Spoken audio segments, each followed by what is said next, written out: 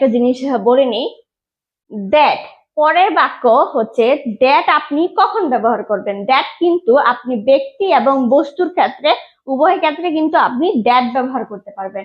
তো এখানে যদি আমি সেন্টেন্সটা দেখি, আমার কাছে অতিরিক্ত কোনো টাকা নেই, আমি তোমাকে দিতে পারি। এইখানে সেন্টেন্সটা কেমন লাগছে না? এখানে যদি একটা ওয়ার্ড ব্যবহার করি, কি ব্যবহার করি দেখুন, আমার কাছে এত টাকা নেই যা আমি তোমাকে দিতে পারি। কি? দ্যাট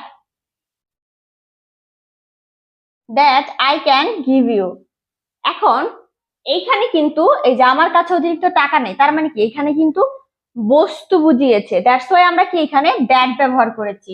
এই দ্যাটটা কিন্তু আপনি ব্যক্তির ক্ষেত্রে ব্যবহার করবেন, বাকি পরের সেন্টেন্সটা দেখলে বুঝতে পারবেন। সে স্বীকার করেছিল কি, এইখানে কি সে অপরাধী ছিল, তাহলে এইখানে যদি আমি ব্যবহার করি, সে স্বীকার করেছিল যে